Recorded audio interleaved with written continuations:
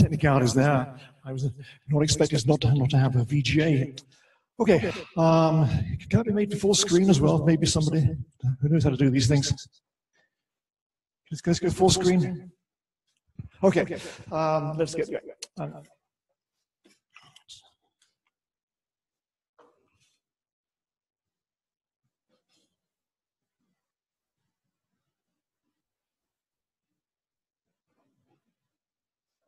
No. No. I think people can see you. It's fine. No. Okay, but this is not working here. Next slide, please. Okay, well, the next slide is going to advance that. Okay, now, that work? How do I advance it?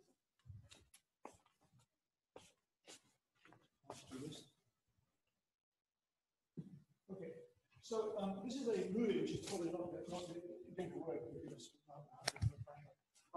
This is a famous movie by Phil Hopkins, the lady who made several movies like this, and it shows an emergence of two galaxies, it shows feedback, and so video captured on YouTube here.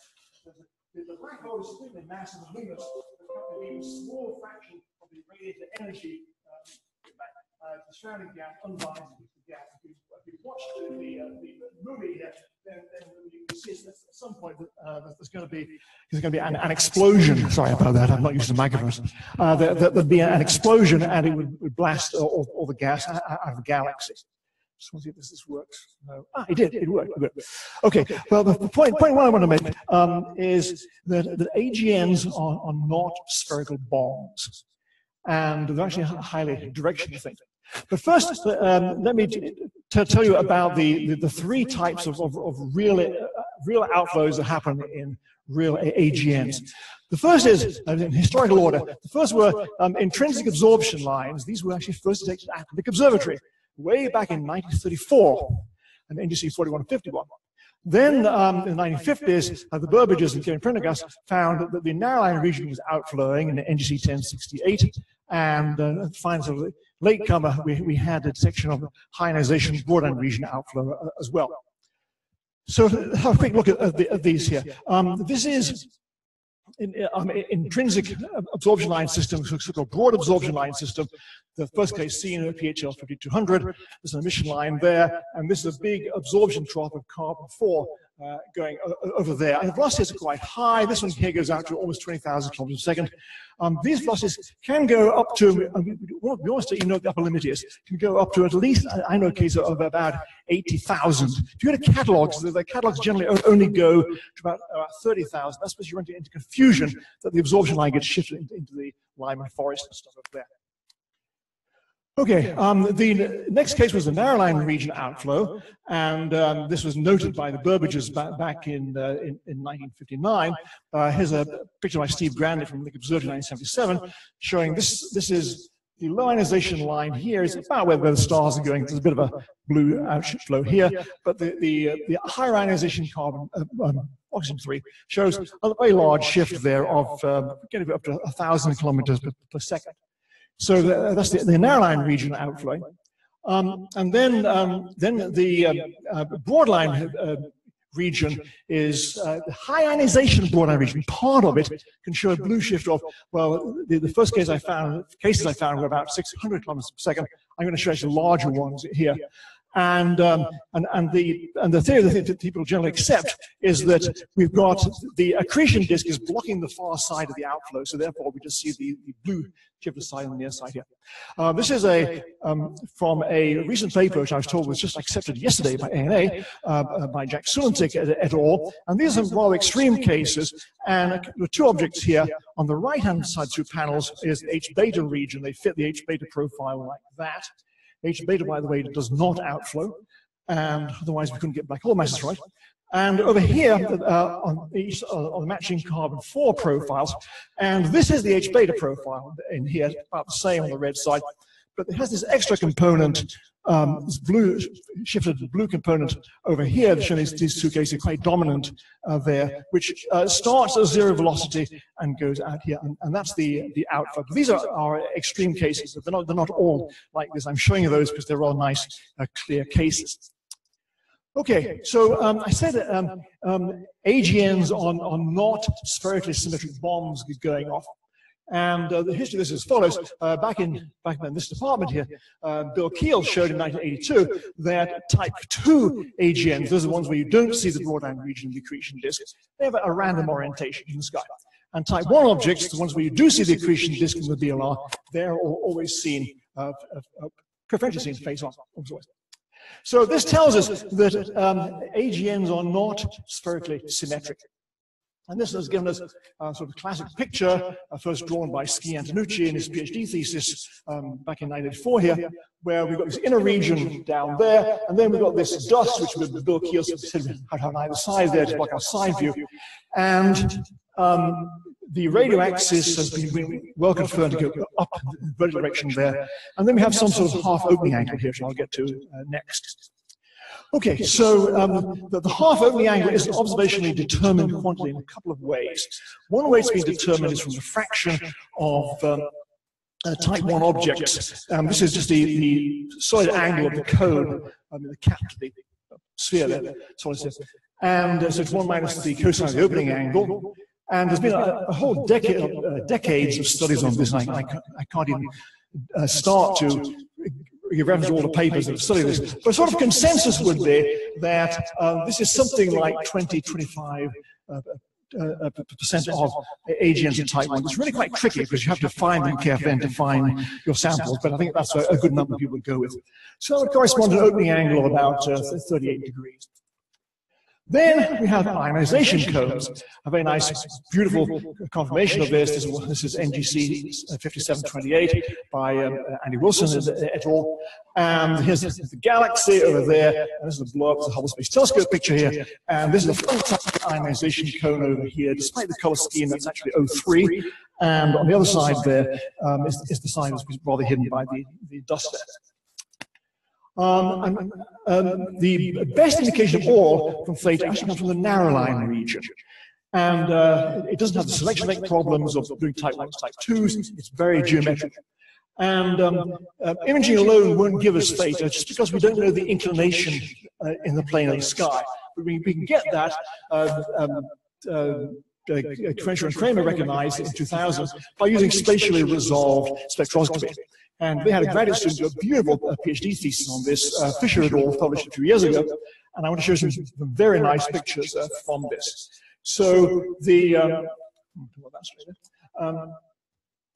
if you read the paper, they have many pictures like this. The grid is the plane of the galaxy here, and these are the cones, and the angles and sizes, everything are deduced from the resolved HST spectroscopy. That's a type 2 object. We're outside the ionization cone here. This is a type 1 object. You find lots, many more of these in their paper. NGC 451, a well-known type 1 object over here. Now we're inside over there. And to summarize some figures from there, the median opening angle theta is 38 degrees, coincidentally the same I just gave you, with rather little scatter, only about 13 degrees RMS scatter in this. And the outflowing region is quite thin. It has a thickness, median thickness of plus or minus 6.5 degrees. That's quite a thin there. So that's the structure of that outflow. That's really the best understood one because we can resolve them with the HST. Okay, so the conclusions so far are that for AGN feedback, AGN outflows are very directional. They're less than about 25% of 4 pi steradians. That's pi steradian. Sounds better as 25%. And that direction is random. It's not oriented. I didn't show you 2 pictures there, but it's not oriented with respect to the axis of the galaxy or anything that might be slight preference. People debate that, but mostly it's random. So first recommendation here is that in making simulation, I really recommend that the feedback be directional in the galaxy. It is in real galaxies. Okay, to calculate mass flow rates, this is pretty standard stuff. We've got some half opening angle up there. We're seeing part of a shell, and to find the mass outflow rate, m dot depends on the density material, 4 pi r squared, 1 minus cosine of theta, and then the velocity there. So to get mass outflow rates, we need to have 4 things. We need to know a radius, a velocity, a density, and a covering factor. So let's go through the standard analysis for the 3 types of outflow here. So there are some things we know, some things we don't know. So for the broad absorption lines, we know the velocity very well, thank you. And we know the covering factor, it's high. This is from the very high fraction of AGNs that show broad absorption lines. If you go to the SDS or something, it looks like it's only 30%, but you've got to allow for the selection effect and the luminosity function. When you do that, it comes out about 75%, and actually, if you come back 10, 20 years later, that number goes up to about 100%.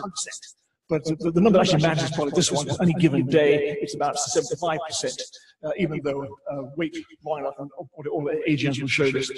R is very uncertain, unfortunately, and the density is also uncertain. The standard analysis is in the equation on the previous slide there, is to try to get rid of the -1 r to -2 from the ionization parameter, that's the ratio of ionizing photons to density, and then try to get a limit on the density from fine structure lines.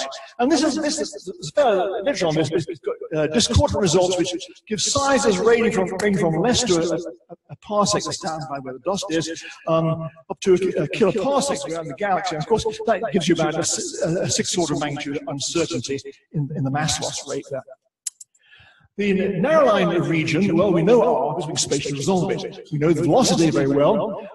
We can get the density, unfortunately, only to order of magnitude. So for nebular astrophysics, the covering factor is rather tricky. You try it yourself on these pictures on the upper right up there. But I ran the numbers for one object here, well-known NGC 4151, put in the bolometric luminosity there. All the numbers are in the Fisher et al. Thesis paper, and I've taken a guess, there, the density, guess the covering factor, and this gives a mass loss rate of maybe a couple of tenths of solar mass per year, but then we've got large uncertainties in this, and that gives a kinetic luminosity of about 4 orders of magnitude down from the radiative luminosity of the AGN. For the ionization broadband region, first of all, we say that the broadband region in general is not outflowing. The ionization broadband region in general is not outflowing, but it does at times show a prominent outflowing component. So my red arrow there points to the sort of general broadband region, and the blue arrow there that's the extra component that was often seen in kind of variable strength. So this is filling most of the ionization cone, probably 25% of 4 pi steradians. When there's a blue shift like there, we know what V is. The size is going to be comparable to the broadband region size. That's something we know from either photonization arguments or reverberation mapping. And the density must be starting at something like the broadband region density, about 10 to the 9. So here's an example from a paper by Marziani et al. Last year, and they take a fairly bright AGN that puts those numbers in here, and you end up with a kinetic mass loss rate about 9 solar masses per year, and a kinetic luminosity of about 3% there. That could, as they point out in the paper, unbind the mass in a galaxy. The cumulative energy over a lifetime of the AGN becomes comparable to the gas binding energy. However, I've got to give a couple of caveats here, and sort of remind you again that in general the broadband region is not outflowing. This is an extra component there. And they present an extreme case here. Their paper is specifically about the extreme case. It's always fun to look at extreme cases, and so this is not what a general AGN does. So what drives the outflow? The history of this was they were found in the 1960s. People knew about winds from stars, and so they were thinking about line-driven winds from stars. But I believe that the right answer, as was in the previous talk, is that it's actually driven by dust. And we have some new evidence for this.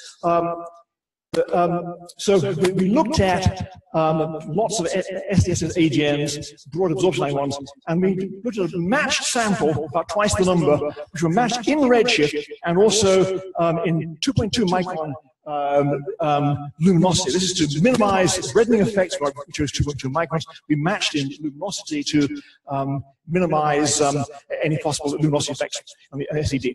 And then we used data all the way from the ultraviolet to the infrared and the SDSS. And what we got from this were extinction curves. And this is important to have these extinction curves. And they're over there on the side there. These are in redshift bins starting at 1.4, 1.6, 1.8, and so on, going upwards there. And so two results. One is the amount of dust in here. It's a little bit higher for the low ionization broad absorption systems, high absorption ones. But it's a few hundreds of magnitude. Then this dust, this extra dust in these absorption line outflows can be fit very well, I should probably say extremely well, with an SMC-like reddening curve. This is a new result. This is the first time this has been determined. Our BL reddening curve is a very good fit to the theoretical Weingartner and Drain SMC curve you can find in the annual reviews article. Which we take a little pride in pointing out two things. Firstly, this is the only reddening curve to go out this far in the ultraviolet here. Reddening curves always stop about there. And it's actually better determined, this so-called SMC curve is actually better determined than the SMC curve itself is. The SMC curve was determined a rather small number of stars over here, and we got many more AGNs. And this bit up here was pure theory until we did this study. So we think the reddening curve is rather well determined, and Weingartner and Drain, of course, are happy. Now, this has some important implications. EB minus V 0.03, that's not very much in the optical. That's about what you see if you look at the plane of our galaxy. You'll see something like that. But because the reddening curve is so steep, by the time you get to the ultraviolet, it's huge. And if you saw the figures I had back there, at about 700 angstroms, that's about a whole magnitude. Whole magnitude is a factor of 2.5. We're cutting down more than half of the 60% of the light from the AGN. And this is where an AGN's SED peaks. This is a plot. This, by the way, is how you should put SEDs. Linear nu f nu here versus log here. And if you do the math, this has the property that areas are energies here. So an AGN peaks in the extreme ultraviolet over here.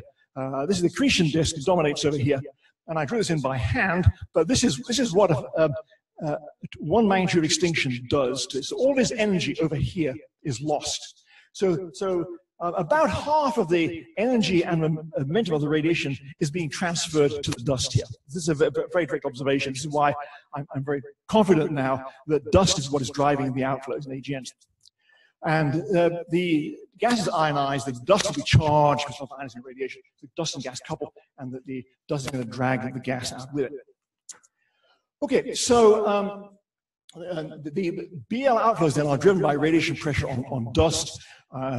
Repeating what I said here, we see the energy being taken out of the spectrum, and this is much more than is being taken out by resonance lines. Resonance lines are still tiny things, better to see them in my plot here, taking out a very small amount of energy, but the dust is taking out a huge amount of energy, and we see it being taken out. And this, by the way, solves the problem, what's called the over-ionization problem, which was that the gas got too ionized, and went to the absorption lines and didn't get enough acceleration. We don't have solve that problem. And dust acceleration, as was explained, lots of papers referred to in the previous talk, is very efficient. For example, wimpy, cool stars with dust have much higher mass loss rate, many orders of magnitude, than bright O stars do. And also, additional observation evidence is now, for about 30 years now, we've been seeing dust in the polar directions above AGNs.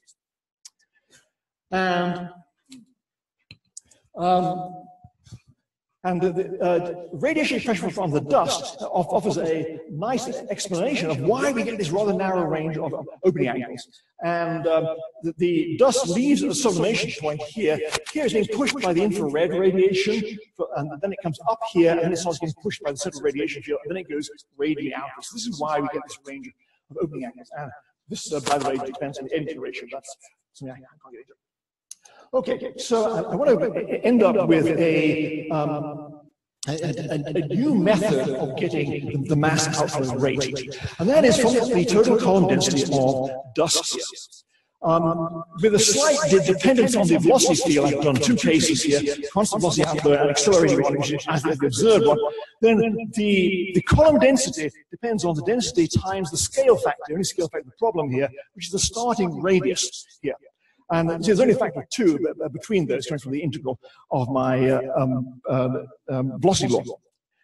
And so for dust, the dust sublimation radius is one of the best known, best physically understood things about AGNs. And it goes as the square root of the luminosity. You can assume a dust-to-gas ratio, there's a galactic ratio there. And then from this, since rho is one of my two models, it depends on NH and the distance. From that, you can find the mass loss rate for appropriate velocity. And if I just take the reading we found here, a known dust sublimation radius and known velocity, then we end up with a density which is reasonable. It's a density, it means the gas is starting off at about the density of the narrow line region. The mass loss rate is pretty low. It's only a couple of thousands of solar mass per year, much lower than the narrow line region. But because it's going so fast, the energy actually is about comparable there, which makes sense because it's absorbing some amount of radiation. So my conclusions, times the chairman stands up here, are as follows. In simulations, remember that AGNs are far from strictly symmetric. I know in simulations we have like simplifications, but this is perhaps one to explore what happens if it's not symmetric. Narrow regions, broad outflows are driven by dust. I should have mentioned, by the way, that the narrow region is extremely dusty. The kinetic luminosities seem to be orders of magnitude much too low to be doing much damage to their host. So from quasar observations, there isn't much obvious support for so-called quasar mode feedback. I'm not saying it can't happen, but the support for it isn't obvious. Okay, thank you.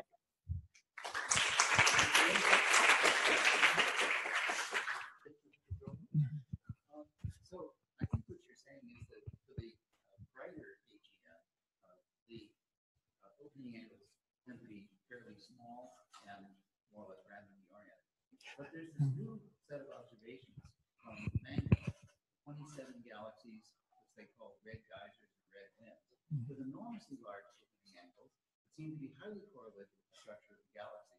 This appears to be a very important set of AGN. Well, what I'm talking about is what's really a pretty small scale down by the AGN itself. Yeah. Full scale of the galaxy, and they appear to be the most important thing according to the article. Yes. This is work led by Edmund Chung, who was the graduate student here, now postdoc in Tokyo, and Kevin Bundy, of course, is here. Yes. So I don't know if you're including that. No, I wasn't. I was kind of focusing on what I know at AGNs. Yes. Yes. Oh, by the way, a graph I glossed over there was our simulations of what makes the opening angle. Did show it gets wide as you go to lower Eddington ratios. So that would fit in there. Yeah.